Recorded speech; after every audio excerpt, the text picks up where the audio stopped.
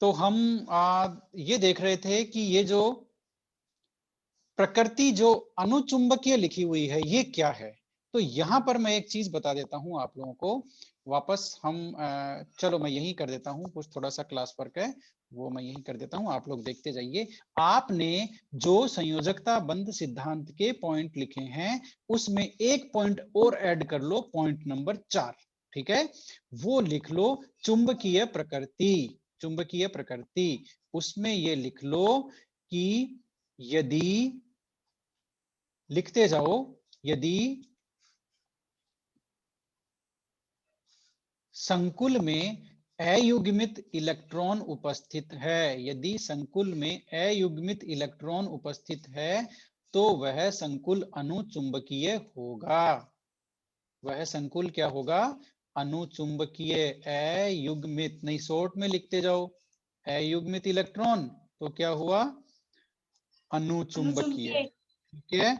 और सारे के सारे यदि युग्मित इलेक्ट्रॉन हो या फिर अयुग्मित इलेक्ट्रॉन नहीं हो, अयुग्मित इलेक्ट्रॉन नहीं हो तो वो हो गया प्रतिचुंबकीय, ठीक है, प्रतिचुंबकीय, ठीक है। लिख लेना इसको पूरा। ये दो ही प्रकृति होती है, अनुचुंबकीय, प्रतिचुंबकीय, ठीक है। हम यहाँ पर वीबीटी में इन दोनों की बात करेंगे।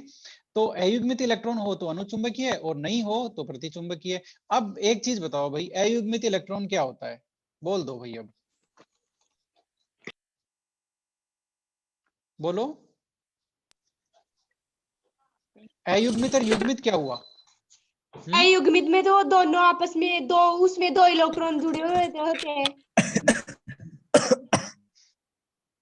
ठीक है, ठीक है। अब मैं समझा देता हूं। ये कक्षक जिसमें दो इलेक्ट्रॉन है, ये दो इलेक्ट्रॉन, ये दो इलेक्ट्रॉन, ये सारे युग्मित इलेक्ट्रॉन हैं। और ये जोड़ा बना हुआ है, ठीक है। ये युग्मित इलेक्ट्रॉन है, लेकिन यहाँ पर दो अयुग्मित इलेक्ट्रॉन भी उपस्थित है। हमें हमेशा संकुल में देखना है, ध्यान रखना इस चीज का। हमें संकुल में देखना है, यहाँ भी नहीं देखना है, यहाँ भी नहीं देखना है। क्योंकि हम ये जो प्रकृति बता रहे हैं, ये जो तीनों ये देखो, ये जो तीनों गुण हैं ये किसके हैं? संकुल के हैं कि धातु के हैं? बताओ जरा, संकुल, बोलो। संकुल। संकुल के हैं, ये संकुल के हैं, इसलिए आपको भी संकुल के ही गुण, संकुल के ही जो लास्ट में फाइनल जब लिगेंड अपने इलेक्ट्रॉन दे देते हैं ना, तब देखना है कि इसमें अयुग्मित इलेक्ट्रॉन कोई है या नहीं है। तो देखो यहाँ पर दो अयुग्मित इलेक्ट्रॉन है जहां मैंने गोला किया है, इसलिए यह संकुल अनुचुंबकीय हो गया। अनुचुंबकीय पदार्थ वो होते हैं जो चुंबकीय क्षेत्र में आकर्षण महसूस करते हैं, ठीक है। और प्रतिचुंबकीय वो होते हैं जो चुंबकीय क्षेत्र में प्रतिकर्षण महसूस करते हैं, ठीक है। तो ये हो गए अनुचुंबकीय और प्रतिचुंबकीय, ठीक है। तो अब ये हो गई इनकी प्रकृति, है ना। ये हो गए वीबीटी के तीनों पॉइंट पूरे। अब मैं तुमको वैसे ही समझा सकता हूं। उदाहरण हमने दो लिया था ना इसका। अब पहला देखते हैं। पहले में भाई थोड़ा सा चक्कर है। क्या चक्कर है? चक्कर ये है कि इसकी संरचना है ना, उसके समझ में नहीं आई, पोलिंग के बैठी नहीं इसकी संरचना, चतुष्फलकीय। उसने तो कह दिया पहले तो चतुष्फलकीय होती है, लेकिन असली में चतुष्फलकीय नहीं थी। तो फिर उसने एक जुगाड़ लगा दिया।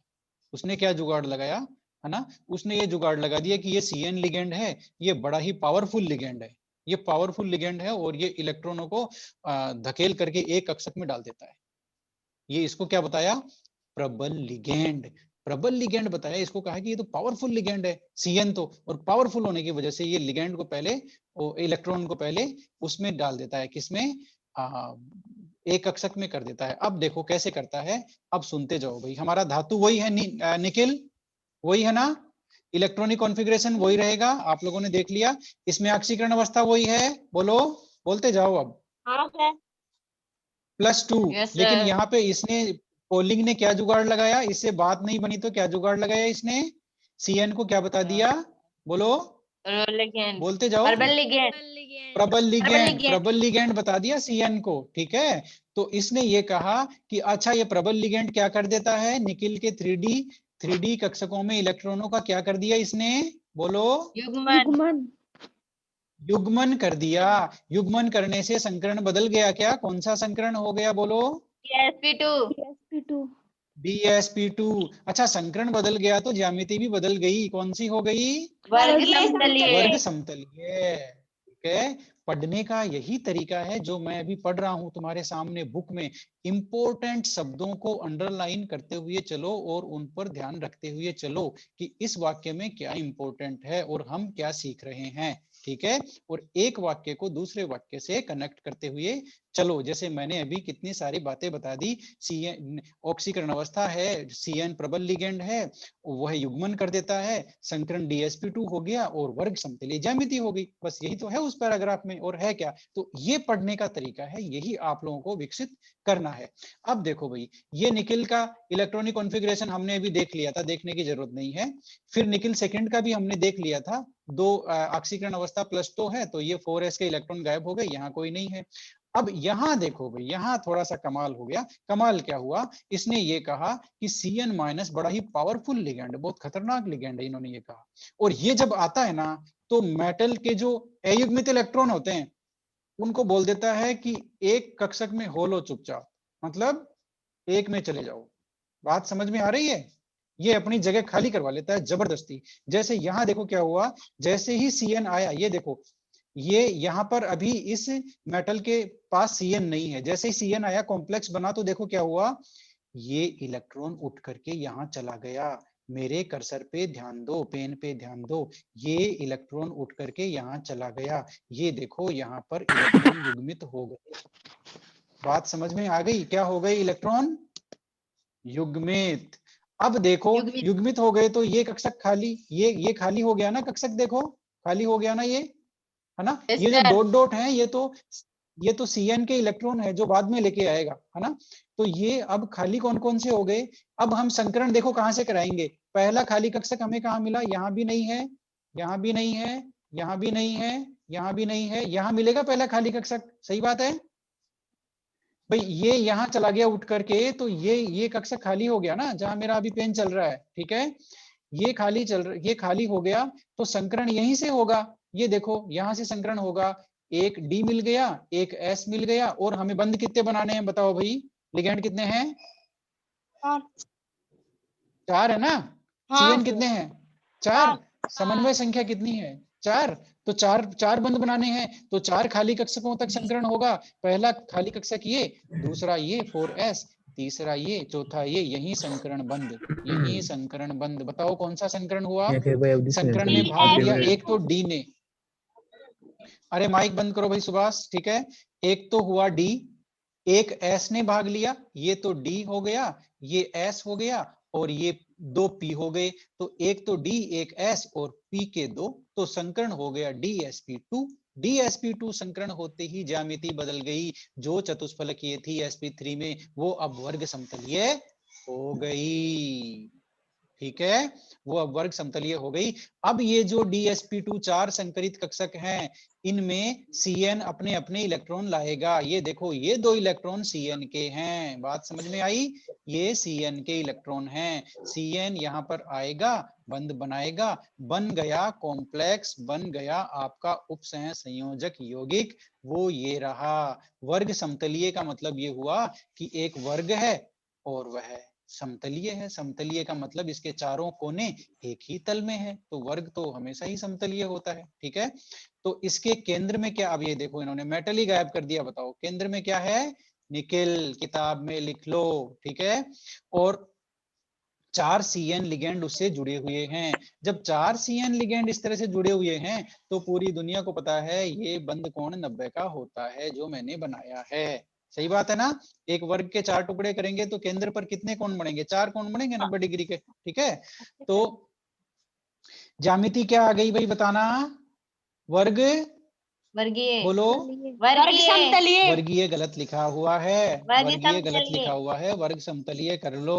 ठीक है, बंद कोण तो 90 का होगा, ये तो बताने की जरूरत ही नहीं है, वर्ग समतलीय में 90 का ही होता है।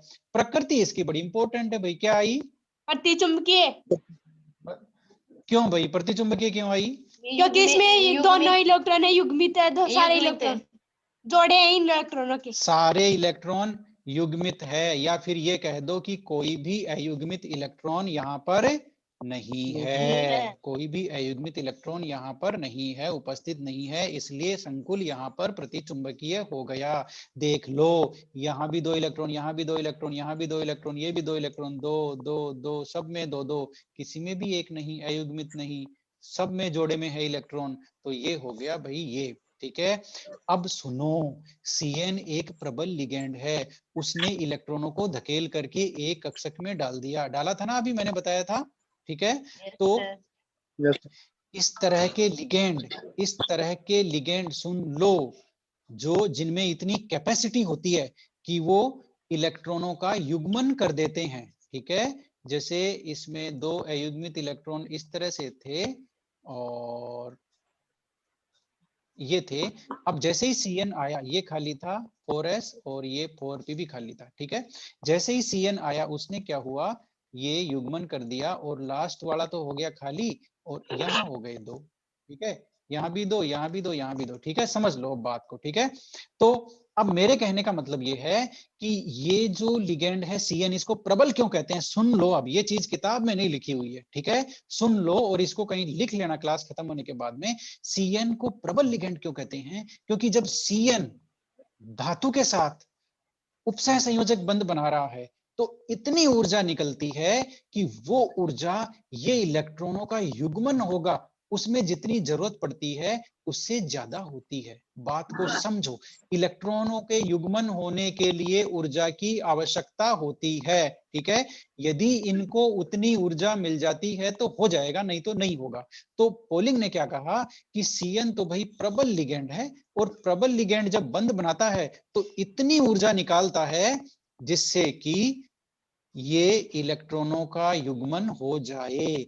इसलिए जब Ni के पास आया Cn, तो हो गया इलेक्ट्रॉनों का युग्मन, संकरण हो गया DsP2, संरचना हो गई वर्ग समतलीय और प्रतिचुंबकीय यौगिक हो गया। लेकिन जब क्लोराइड आया था, पहला उदाहरण, ये दुर्बल लिगेंड है, सुन लो, यह जब बंध बनाता है तो इतनी ऊर्जा नहीं निकलती जिससे कि युग्मन हो सके। बात समझ में आ रही है संदीप? ठीक है, तो युग्मन हो सके इसलिए वहां पर संकरण था sp3 और संरचना थी चतुष्फलकीय। तो यह दोनों जो अंतर है, समन्वय संख्या देखो दोनों में 4-4 है, लेकिन अंतर है लिगेंड की प्रकृति की वजह से, एक दुर्बल है एक प्रबल है, ठीक है। आज की क्लास यही खत्म। आप लोग पढ़ते रहो, पढ़ते रहोगे तो सीखते रहोगे, सीखते रहोगे तो जीवन में आगे बढ़ते रहोगे। मिलते हैं कल, ठीक है। ओके, अब आप लोग लीव कर सकते हो।